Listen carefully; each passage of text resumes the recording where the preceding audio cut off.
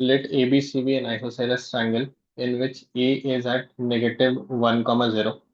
तो -1, 0 clearly x access पर का एक पॉइंट होगा. It is somewhere here. ये पॉइंट ए है, इसका coordinate -1, 0. Angle A is 120 degree, 2 pi by 3 मतलब 120 डिग्री. ए बी और ए सी बराबर है. तो एंगल ए आपका 120 डिग्री है, समथिंग लाइक दिस.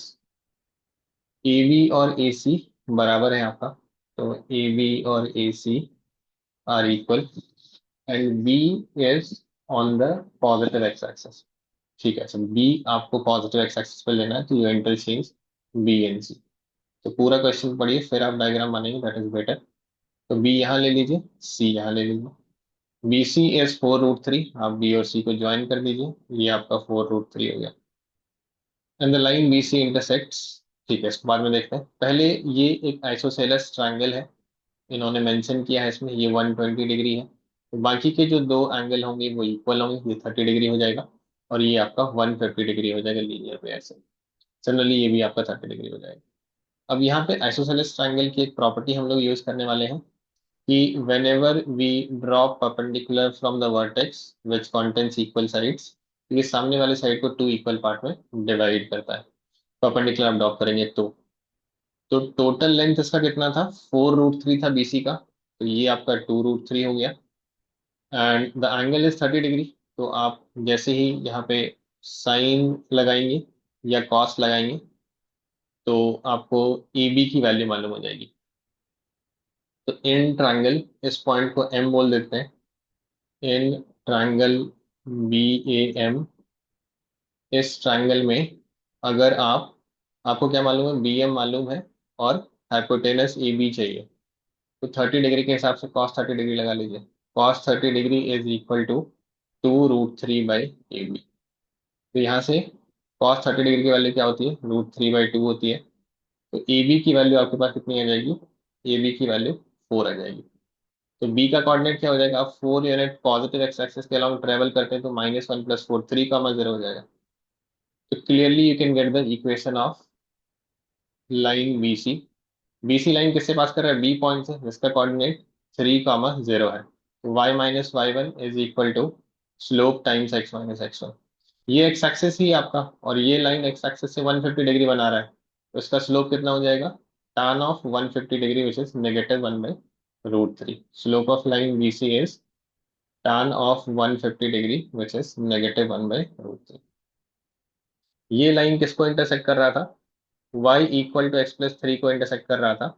और कहाँ पे ये दोनों लाइन इंटरसेक्ट कर रहे हैं, अल्फा बीटा पे इंटरसेक्ट कर रहे हैं. तो आपको फिर इसकी वैल्यू चाहिए. तो दो लाइन का पॉइंट ऑफ इंटरसेक्शन निकालने के लिए उसको सॉल्व करना पड़ेगा, linear equation in two variable. तो y = x + 3 यहाँ से निकाल के आप ऊपर वाले में डाल दीजिए.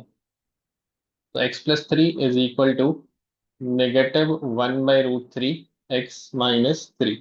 आप क्रॉस मल्टीप्लाई कर लीजिए, तो इधर आ जाएगा आपका √3 x + 3√3 is equal to -x + 3.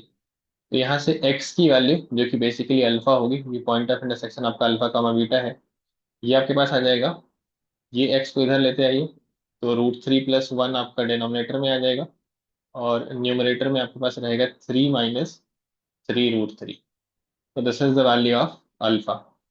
Beta कैसे निकालेंगे आप, बीटा आप किसी एक लाइन में रख दीजिए, नीचे वाले में रख दीजिए.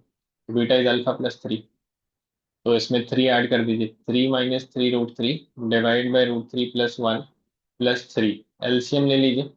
तो यहाँ से आपका 3√3 3√3 से कैंसिल हो जाएगा. और 3 + 3 6 हो जाएगा. तो ये 6 + √3, 6/√3 + 1 हो जाएगा.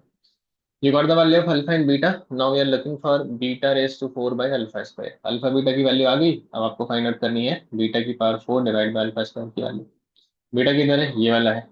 तो 6 raised to 4 √3 + 1 raised to 4 alpha square किधर है, अल्फा ये है आपका अल्फा.